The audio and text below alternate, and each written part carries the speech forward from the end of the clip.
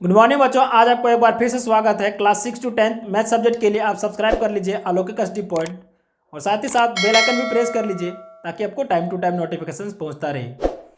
बच्चों, हम लोग पढ़ रहे थे कॉन्ग्रुएंट ट्राइंगल यानी कि सर्वांगसम त्रिभुज। और सर्वांगसम त्रिभुज में हम लोग सारा थ्योरम्स पढ़ चुके थे। अब उसे एक बार जरूर जाकर के पिछले वीडियो में देख लें। और आज हम लोग जो पढ़ने वाले हैं वो है क्लास 9 का चैप्टर 7 का एक्सरसाइज 7.1 का क्वेश्चन नंबर 3।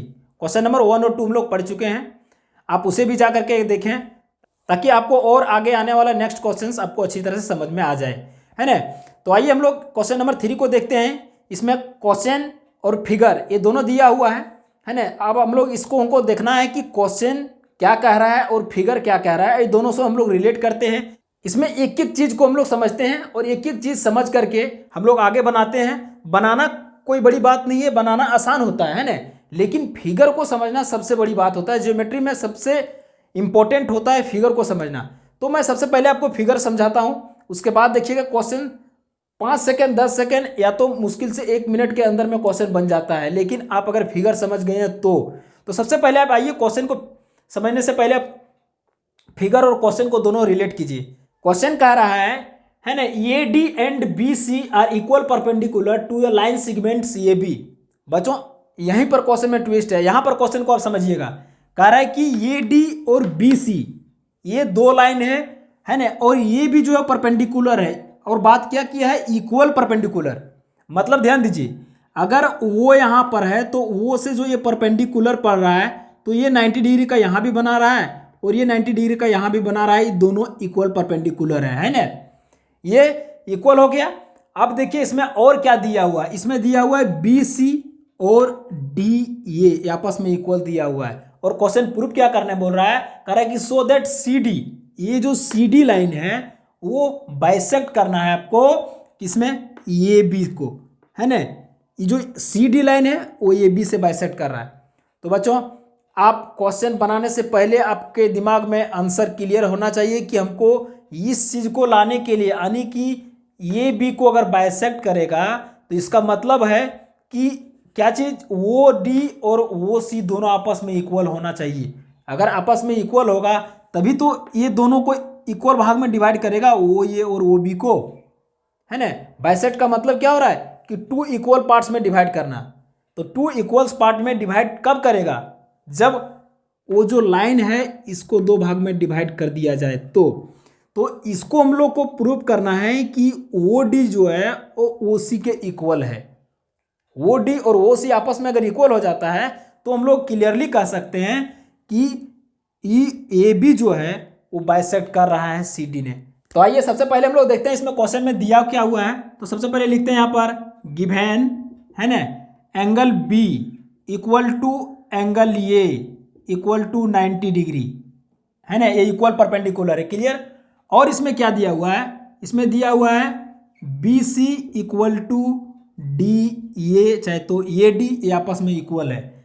और इसमें एक चीज क्वेश्चन में है वो आप ध्यान दीजिए। क्वेश्चन में क्या है कि यहाँ पर अगर सपोज एक लाइन है ये बी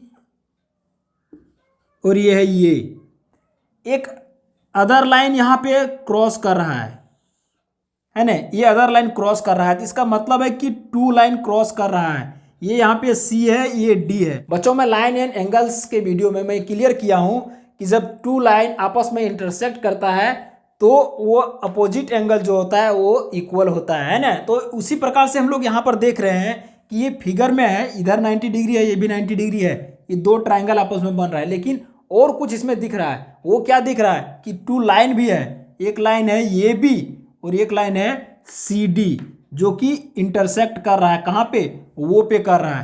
तो हम लोग इसको यहाँ पे कह सकते हैं कि ये एंगल, वो यहाँ पर इस एंगल और इस एंगल दोनों आपस में इक्वल होगा। क्यों होगा, वर्टिकली अपोजिट एंगल से आपस में इक्वल होगा, क्लियर। तो देखिए, जब वर्टिकली अपोजिट एंगल से इक्वल है तो हम लोग यहाँ पे इसका कुछ मार्क कर देते हैं और कुछ नेम दे देते हैं ना। तो सपोज हम लोग इसका नेम 1 दे दिए, इसको 2 दे दिए। अब समझना और आसान हो जाएगा।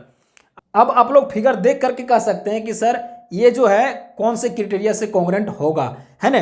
तो आइए हम लोग उसको बनाते हैं, है ना। तो यहाँ पर हम लोग को प्रूफ क्या करना था, यहाँ पे प्रूफ करना था 2 to proof C D bisect angle A B. C D जो है वो बाइसेक्ट करेगा एंगल ए बी को, है ना। तो सबसे पहले हम लोग दोनों ट्राइंगल में चलते हैं, है ना। दो ट्राइंगल कौन कौन है? In triangle B O C and triangle A O D, ये दोनों ट्राइंगल में ले लिया हूं। अब देखिए इसमें क्या क्या दिया हुआ है ना, और क्या क्या हम लोगों को इसमें कंस्ट्रक्ट करना है ना। देखिए सबसे पहले इसमें क्या दिया हुआ वो लिख लेते हैं। एंगल बी और एंगल ए आपस में इक्वल है। ये क्या है? 90 डिग्री है और गिवन है, तो हम लोग इसको लिख सकते हैं ये 90 डिग्री गिवन है ना। अब देखिए और इसमें दिया हुआ है बी सी और सी डी, ये एंगल 90 डिग्री हो गया, यहाँ पर ये 90 डिग्री हो गया। उसके बाद दिया हुआ क्या? बी सी और डी ए, क्वेश्चन में बी सी और डी ए, तो हम लोग यहाँ पर लिख सकते हैं B C equal to D A, ये भी गिवन है, यहाँ पे लिखेंगे गिवन। और हम लोग एक चीज़ इसमें कंस्ट्रक्ट किए हैं। क्या कंस्ट्रक्ट किए हैं? वर्टिकली अपोजिट एंगल से आपस में इक्वल किए हैं वो वाला, है ना। देखिए अब इसको हम लोग कैसे लिख सकते हैं? अब यहाँ पे अगर शॉर्ट में चाहें तो इस तरह से लिख सकते हैं। देखिए हम अगर एंगल यहाँ पर लिख दे रहे हैं B O C equal to angle 1, तो आप भी यहाँ पर समझ जाइएगा एंगल 1 इक्वल टू जो है वो क्या होगा। यहाँ पर उसी प्रकार से लिखेंगे angle A O D, angle A O D equal to angle 2। आप ये दोनों में से कोई भी ले सकते हैं। Angle B O C equal to angle A O D ले सकते हैं, या तो एंगल 1 इक्वल टू एंगल 2 भी ले सकते हैं। ये थोड़ा आसान बनाने के लिए हम ले लिए हैं, है ना। अगर आप चाहें तो आप भी ले सकते हैं। किस कारण से इक्वल हुआ है तो हम लोग यहाँ पर लिखेंगे वर्टिकली, है ना, अपोजिट एंगल, अपोजिट एंगल्स, ये हम लोग लिख सकते हैं कि आपस में इक्वल हुआ है। अब जब हम देख रहे हैं कि एंगल, साइड, एंगल, इसमें से जो यहाँ पर लिखे हैं और वही चीज़ को हम लोग फिगर में देखते हैं तो क्या देखने को मिल रहा है कि देखिए ये एक एंगल हो गया, दूसरा भी एक एंगल है, तीसरा एक साइड है। क्लियर? अब यहाँ पर हम लोग को जो लिखना है वो कौन से क्राइटेरिया से लिखेंगे, इसलिए हम लोग यहाँ पर लिखेंगे therefore triangle B O C congruent triangle A O D क्यों होगा, यहाँ पर लिखेंगे एंगल, एंगल, साइड। देखिए एंगल यानी कि 2, फिर एंगल एक 90 डिग्री और एक ठो साइड जस्ट उसके अपोजिट साइड वाला, है ना। देखिए उसी प्रकार से एक एंगल 1 है, फिर 90 डिग्री जस्ट उसके बगल वाला साइड BC है।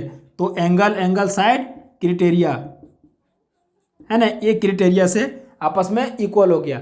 अब कह रहा है बाइसेक्ट करने का बात। तो बच्चों अब देखिए जब यहाँ पे क्वेश्चन में कह रहा है कि so the C D bisect A B, तो C D bisect A B अभी तक यहाँ पर कोई क्लियर नहीं हुआ है। लेकिन आप ये चीज़ को ध्यान दीजिए, जिस समय प्रॉपर्टीज पढ़ा रहे थे उस समय आपको बताए थे कि इसमें जो भी भाग बच जाता है वो आपस में इक्वल होता है। वो क्यों होता है? बाय CP/CT से इक्वल होता है। तो हम लोग यहाँ पर देख रहे हैं कि ये OD जो है और OC जो है वो आपस में बचा हुआ भाग है। जैसे देखिए आप ये एंगल ले लिए, ये भी एंगल ले लिए, ये एंगल ले लिए, ये एंगल ले लिए, इसमें से साइड ऊपर में दिया हुआ था, ये तो इक्वल पार्ट्स में है, ये भी क्लियर हो गया। बचा हुआ भाग कौन बच रहा है ना, OD बच रहा है और इधर OC बच रहा है। अगर आप OB के बारे में बात करें तो OB और OC भी आपस में इक्वल होगा। ये भी कह सकते हैं कि बाय CP/CT से इक्वल होगा। ये एंगल D जो है वो एंगल C के बराबर में भी होगा, ये भी बाय CP/CT से होगा। लेकिन हम लोगों को ज़रूरत के हिसाब से चलना है कि ज़रूरत में क्या कह रहा है। ज़रूरत में है कि अगर हम लोग OC इक्वल टू OD को अगर ले लेते हैं तो AB को बाइसेक्ट कर लेता है ना। तो इसी प्रकार से हम लोग यहाँ पर लिखेंगे, क्या लिखेंगे कि OC इक्वल टू OD होगा। क्यों होगा? यहाँ पे OC equal to OD by CP/CT। अब देखिए बाय CP/CT से इक्वल हो गया, हम लिखेंगे, इसलिए लिखेंगे कि CD बाइसेक्ट AB, है ना। ये हो गया आपका प्रूव्ड हो गया। तो बच्चों आई थिंक आपको यह वीडियो अच्छा लगा होगा, और अच्छा लगा होगा तो आप लाइक कीजिएगा, सब्सक्राइब कीजिएगा और सपोर्ट कीजिएगा।